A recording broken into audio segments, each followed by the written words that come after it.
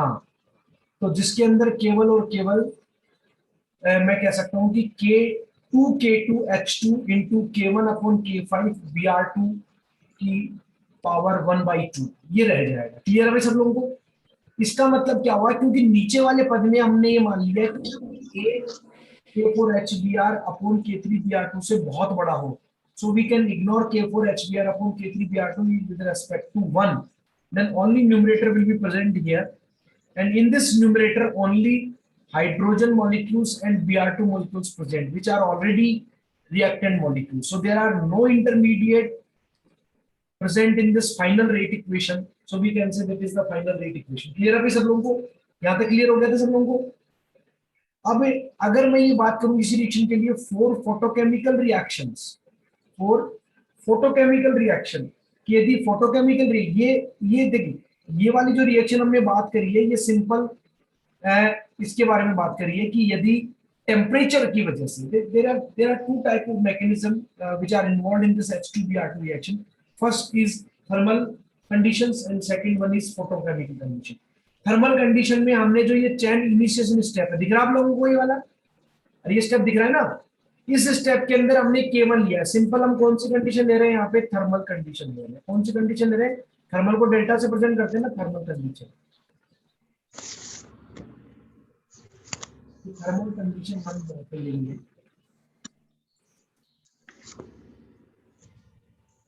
ये thermal condition. Thermal condition ली तो आपका फाइनल इक्वेशन ये बन गया। कौन सा वाला? ये। लेकिन यदि फोटोकेमिकल कंडीशन है तो मैं लेता हूँ एच न्यू, तो वहां पे जो इंटेंसिटी एब्जॉर्ब होगी उसको देखो। अगर फोटोकेमिकल कंडीशन आपसे क्वेश्चन पूछा जाता है कि आप H2Br2 रिएक्शन को थर्मल कंडीशन में लिखोगे तो ये वाला डेरिवेशन आएगा। आपसे पूछा जाता है फोटोकेमिकल कंडीशन में लिखो तो सारे पद वो के वही रहेंगे, केवल फर्स्ट पद के अंदर यहाँ पे एच न्यू लिखा हुआ है। क्या आएगा? एच न्यू लिखा हुआ इस पहले पद में। एच न्यू का मतलब कुछ intensity, amount of light which is called intensity, I absorbed यहाँ पे यूज होगी। क्या यूज होगी? I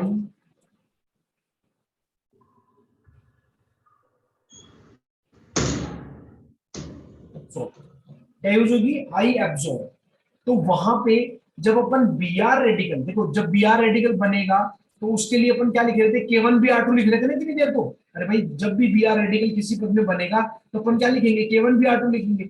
लेकिन फोटोकेमिकल कंडीशन के अंदर K1Br2 की जगह पे लिखा जाएगा I absorb। क्यों? क्योंकि यहाँ पे अभिक्रिया का जो वेग है वो Br2 पे निर्भर ना करके किस पे डिपेंड करेगा? I absorb पे डिपेंड करेगा। किस पे डिपेंड करेगा? I absorb पे। absorb का मतलब जिसको अवशोषण किया है, I का मतलब इंटेंसिटी ऑफ द लाइट, कि जिस इंटेंसिटी ऑफ लाइट को एब्जॉर्ब किया है वो लाइट उस Br रेडिकल के बनने के लिए जिम्मेदार है। उस Br रेडिकल के बनने के लिए जिम्मेदार है। तो जहां पर भी K1Br2 आया है, देखो यहाँ पे आप देख सकते हैं कि मैंने इसको 2K2 को K डैश लिख दिया। ओके, अरे लिख सकते ना, वो तो ये K1 K2 तो अपन ने माने, लास्ट में अपन जब फाइनल बनाएंगे तो K डैश लिख सकते हैं। K डैश का मतलब जितने भी कांस्टेंट है उनको मिलाकर के अपन कांस्टेंट वैल्यू को, जैसे दो कांस्टेंट है, K2 कांस्टेंट है तो 2K2 को एक नया कांस्टेंट लिख सकते हैं, क्योंकि जिसकी वैल्यू में कोई परिवर्तन नहीं आएगा उसको हम किसी दूसरे कॉन्टेस्ट के कांस्टेंट के नाम से लिख सकते हैं K dash. H2 K1 upon K5। अब देखो Br2 की जगह पे क्या लिख दिया? I absorb. क्या लिख दिया भैया? I absorb. क्या लिख दिया यहाँ पे? I absorb. ये Br2 की जगह पे क्या लिख दिया? I एब्सॉर्ब डिवाइडेड बाई तो 1 प्लस K4 को क्या मान लिया गया? इसने K2 पे डैश मान लिया, HBr K, मतलब इसमें क्या लिया? इस K डैश के अंदर तो लिया इसने 2K2 और K2 डैश में लिया है K4 एंड K3। इन सबको मिलाकर एक नया कांस्टेंट दे दिया and that is equal to K2 dash HBr upon Br2। तो इस तरीके से अपन ने H2Br2 की रिएक्शन की बात कर ली in presence of light and in presence of thermal conditions, in presence of temperature. Clear है भाई सब लोगों को यहाँ तक? अब अपन बात करेंगे same reaction for H2Cl2 chain reaction. इसके लिए बात करेंगे H2Cl2 चेन रिएक्शन के बारे में बात करेंगे। तो देखिए H2Cl2 चेन रिएक्शन के लिए बात करेंगे तो वही फोटोकेमिकल कंडीशन में हो रही है। देखिए एच न्यू, क्लियर है? पहले Cl2H2 की प्रतिनिधि किसमें चेंज हो गया, 2Cl रेडिकल, पहले पद बनाएंगे ना इसमें, Cl रेडिकल जो बना है उसको Cl डॉट दिखाने की जरूरत नहीं है, आप दिखाओ तो भी कोई दिक्कत नहीं है, और नहीं दिखाए तो भी वो Cl भी एक तरीके का मुक्त मूलक माना जाएगा। ClH2 से रिएक्शन करेगा, K2 रेट कांस्टेंट हो गया, HCl बनेगा, एक Cl रेडिकल एक H2, ये जो H2 है इस तरीके से होमोलिटिक क्लीवेज होगा, एक रेडिकल यहाँ बनेगा, एक रेडिकल यहाँ बनेगा, एक H रेडिकल इस Cl रेडिकल से मिलकर HCl बना देगा और एक H रेडिकल बन जाएगा। ये प्रोपेगेशन स्टेप हो गया। फिर ये H radical next Cl2 molecule से रिएक्शन करेगा, फिर HCl बना देगा और ये क्या बना देगा, Cl रेडिकल। तो दोनों के दोनों कौन से स्टेप हो गए, प्रोपेगेशन स्टेप हो गए। ये प्रारंभिक पद हो गया, इनिशिएशन स्टेप, ये दोनों कौन से पद हो गए, प्रोपेगेशन स्टेप, और ये हो गया आपका एट दी वॉल, मतलब लास्ट में जाकर के Cl रेडिकल जब दीवार पे जाकर के या किसी दूसरे Cl रेडिकल से मिल जाए तो वो Cl2 बनाएगा कि नहीं बनाएगा, and that will be called chain termination step. जब मुक्त मूलक खत्म होने लग जाएंगे तो उस पद को कौन सा पद बोला जाएगा, चेन टर्मिनेशन स्टेप। या मैं कह दूं कि Cl रेडिकल पात्र की दीवारों से जो रिएक्टेंट मिक्सचर आपने लिया है उस रिएक्टेंट मिक्सचर की जो दीवारें हैं उन दीवारों से टकरा करके यदि वो न्यूट्रलाइज हो जाए, उसका रेडिकल खत्म हो जाए और वो सिंपल हाफ Cl2 गैस बना दे, तो अपन कह देंगे that will be called chain termination step. कौन सा स्टेप कहलाएगा वो, चेन टर्मिनेशन स्टेप। तो देखिए अगेन सेम वो का वही काम करना है, there is no other changes will be present here. DHCl upon dt, HCl क्या है यहाँ पे प्रोडक्ट होगा, जिन जिन स्टेप में प्रोडक्ट बना है उनको हम लिखेंगे। हमारा जो फाइनल रेट इक्वेशन होगा उस फाइनल रेट इक्वेशन के अंदर हमें ये देखना होता है कि उसके अंदर केवल और केवल रिएक्टेंट प्रेजेंट हो। यहाँ पे रिएक्टेंट कौन है, H2 है, Cl2 है। अगर इसके अलावा कोई भी मध्यवर्ती यदि उस फाइनल रेट इक्वेशन में आता है, इसका मतलब वो फाइनल रेट इक्वेशन हमारी फाइनल नहीं होगी, उसके अंदर मध्यवर्ती आ रहे हैं। क्यों, क्योंकि हमें मध्यवर्ती की सांद्रता, उनके निर्माण की दर, मैं कहता हूँ रेट ऑफ फॉर्मेशन, और उनके रेट ऑफ डिसोसिएशन, उनके खर्च होने की दर का हमें कुछ भी पता नहीं, हमें कुछ भी पता नहीं है। इसलिए अगर आपके फाइनल रेट इक्वेशन में यदि कोई इंटरमीडिएट, जैसे यहाँ पे दो टाइप के बन रहे हैं, H रेडिकल और Cl रेडिकल, अगर इन दोनों में से कोई भी रेडिकल यदि उस फाइनल रेट इक्वेशन में आता है तो हम फिर उस इक्वेशन को फाइनल नहीं कहेंगे, तो हमें उस फाइनल रेट इक्वेशन में से SSA की सहायता से, स्टेडी स्टेट अप्रोक्सीमेशन की हमें नहीं दिखनी चाहिए। क्या होना चाहिए, हमें नहीं दिखनी चाहिए। क्लियर है भाई सब लोगों को। तो देखिए यहाँ पे देख सकते हैं HCl कौन कौन से पद में बन रहा है, देखो पहले दूसरे पद में बन रहा है HCl, तो क्या लिखेंगे, K2ClH2, K2ClH2 लिखिए। तीसरे पद में बन रहा है K3HCl2 लिखिए, दोनों में बन रहा है ना HCl, तो क्या लगाएंगे यहाँ पे प्लस लगेगा कि नहीं लगेगा, दोनों क्या है, क्लियर है ना सब लोगों को। ठीक है, इक्वेशन बना रहा हूँ। अब मुझे क्या करना है, देखो इसके अंदर Cl रेडिकल भी आ रहा है, इसके अंदर H रेडिकल भी आ रहा है। ठीक है, H2 चलेगा, कोई दिक्कत नहीं है, Cl2 भी चलेगा, इसमें भी कोई दिक्कत नहीं है। हमें जो दिक्कत है वो केवल किससे है, Cl रेडिकल से दिक्कत है और H रेडिकल से दिक्कत है। हमें यदि Cl रेडिकल को हटाना है तो हम क्या करेंगे, Cl रेडिकल के लिए इसमें स्टेडी स्टेट अप्रोक्सीमेशन लगाएंगे, H रेडिकल को हटाना है तो H रेडिकल के लिए क्या लगाएंगे, स्टेडी स्टेट अप्रोक्सीमेशन लगाएंगे। सबसे पहले अपन लगा रहे हैं Cl रेडिकल के लिए स्टेडी स्टेट अप्रोक्सीमेशन। देखिए पहले पद में Cl रेडिकल बन रहा है, पहले पद में Cl रेडिकल बन रहा है, तो उसके लिए मैं क्या लिखूंगा, क्योंकि मैं इसको फोटोकेमिकल कंडीशन में करा रहा हूँ। कौन सी कंडीशन में करा रहा हूँ, फोटोकेमिकल कंडीशन में करा रहा हूँ। फोटोकेमिकल कंडीशन में कराने का मतलब ये है कि यहाँ पे क्या कौन जिम्मेदार होगा, I absorb, absorb intensity of photochemical light, या मैं कह दूं सनलाइट, वो जिम्मेदार होगी। तो मैंने यहाँ पे सिंपल लिखा है I absorb. There is no requirement of K1, there is no requirement of Cl2, because it is only, या मैं कह दूं solely responsible for the making of the Cl radical is I absorb। Clear है सब लोगों को। तो first पद में you have to say that is a I absorbed for the making of Cl radical। ठीक है, प्लस देन नेक्स्ट स्टेप के अंदर अपन ये कह सकते हैं कि सेकंड स्टेप के अंदर Cl रेडिकल डिसइंटीग्रेट हो रहा है, डिसोसिएट, या मैं कहता हूं कि काम आ रहा है, खर्च हो रहा है, Cl रेडिकल कंज्यूम हो रहा है, so we will use here negative sign. कौन सा साइन यूज करेंगे अपन यहाँ पे? Negative sign. So we can say that is a minus K2Cl H2. In terms of Cl is dissociate. Okay, तो अपन कह सकते हैं minus K2Cl H2. Minus K2Cl H2 देखो ये आ गया. आ रहा है कि नहीं आ रहा माइनस K2? थर्ड स्टेप के अंदर आप देख सकते हैं Cl रेडिकल बन रहा है. For the making of Cl radical, so we will use here positive symbol which is plus K3HCl2 plus K3HCl2 plus K3HCl2. Clear है? नेक्स्ट फोर्थ स्टेप के अंदर Cl रेडिकल वॉल से न्यूट्रलाइज हो रहा है, so we can use minus K4Cl. Minus K4Cl. Clear है भाई सब लोगों को? माइनस क्यों? क्योंकि Cl यहाँ पे यूज आ रहा है. Minus K4Cl, minus K4 is equal to 0. इसी तरीके से H रेडिकल के लिए लगाएंगे, steady state approximation H radical के लिए लगाएंगे. कौन से स्टेप में बन रहा है? पहले स्टेप में there is no H, so we can can't use this step for the formation और disintegration or dissociation of H radical. So we move towards next step. Next step क्या कह रहा है? H radical is formed in next step. So we use plus K2Cl H2 because of the formation of hydrogen radical. So we use plus K2Cl H2. So here you can see that K2Cl H2.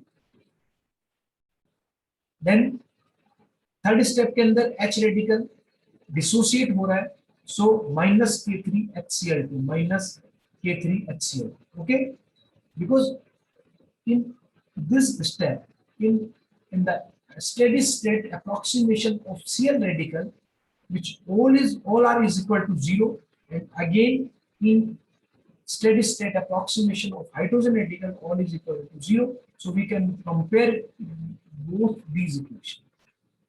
दोनों ये भी 0 के बराबर है, ये भी 0 के बराबर. So we can compare to these equations. Then we can say that the K3HCl2 is plus term and K3HCl2 is minus term. दोनों कैंसिल आउट हो जाएंगे, ये यहाँ से और ये वाली ये प्लस में है और ये माइनस में. क्लियर है भाई सब लोगों को? इधर ये K2Cl H2 माइनस में है और ये किस में है? प्लस में है. तो ये दोनों कैंसिल आउट हो जाएंगे. क्लियर है? तो ये क्या बचेगा? हाँ भाई क्या बचेगा? I एब्जॉर्ब बराबर K4Cl आ जाएगा कि नहीं आ जाएगा? So we can say Cl radical is equal to I absorbed upon K4. और दोनों एक दूसरे के बराबर हो जाएंगे ना. I absorbed बराबर K4, ये K4Cl बराबर के तो उधर जाएगा तो प्लस में हो जाएगा कि नहीं हो जाएगा? तो Cl रेडिकल का वैल्यू क्या आ जाएगा? I absorbed upon K4. ये आ गई देखो, Cl बराबर I absorbed upon K4. Clear है भाई सब लोगों को? ठीक है. H रेडिकल की वैल्यू कहां से निकालोगे? इस Cl की वैल्यू इक्वेशन नंबर थर्ड में रखो. थर्ड कौन सी है? ये वाली. अरे Cl रेडिकल का मान निकाल लिया आपने, अब H रेडिकल का मान भी तो निकालोगे इसमें से. तो H रेडिकल की वैल्यू में Cl रेडिकल का वैल्यू रख दीजिए. क्या आएगा भैया? आप रख के देखो, करके देखो एक बार, देखे तो क्या रखोगे? इसको मैंने डायरेक्ट लिख रखा है यहाँ पे K2Cl. Cl की जगह लिखोगे I4H2. H2 और Cl2 को मुझे कुछ भी चेंज करने की जरूरत नहीं है. क्यों? क्योंकि H2 और Cl2 दोनों रिएक्टेंट हैं और रिएक्टेंट को मुझे चेंज करने की जरूरत नहीं होती. तो आप जब यहाँ पे Cl का मान रखोगे तो H2 बचेगा, Cl2 बचेगा, और H रेडिकल से मैं क्या कर लूंगा? H का मान निकाल लूंगा. तो आपने Cl का मान निकाल लिया, H का मान यहाँ से निकल जाएगा. दोनों मानों को कहाँ पे रख दूंगा मैं? इस इक्वेशन पे रख दूंगा. फाइनल रेडिकल ऐसा ही तो किया था पिछली बार भी अपन ने. अरे हमें तो ऐसे तो पता है H का रेडिकल का मान निकाल रहे हैं, उधर Br का निकाला था, यहाँ Cl का निकालेंगे, दोनों का निकाल करके इसमें रख देंगे. तो जब H का निकालेंगे तो ये वैल्यू आएगी. कैसे आएगी? करके देखिए, फिर दोनों की वैल्यू रखिए और ये निकलिए. देखो देखिए बार निकाल के देखो, देखिए आ रहा है. देखो निकालो, फटाफट निकालो कॉपी के अंदर. ये आपका फॉर्मूला आ रहा है क्या?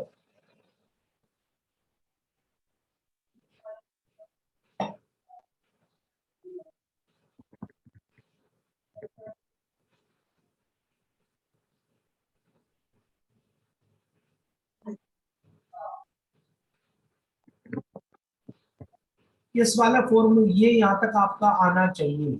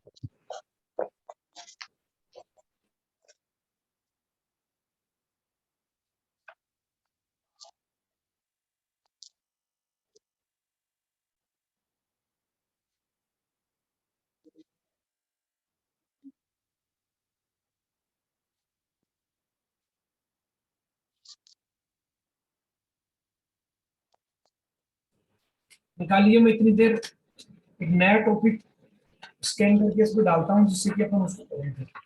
आज एक टॉपिक और करेंगे अपन। हो गया सर। ये निकल रहा है, यस सर। कोई दिक्कत नहीं। हो जाएगा।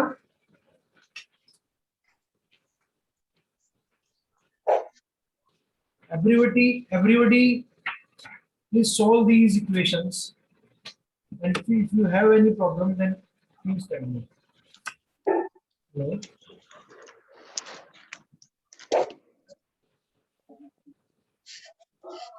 ये जो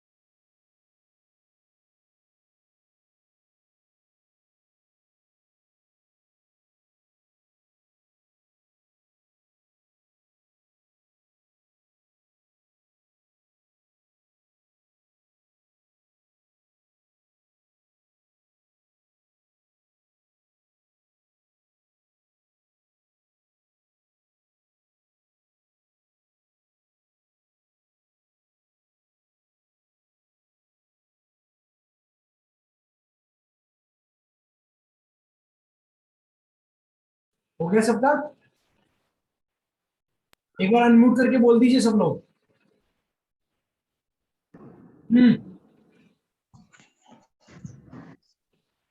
यस सर।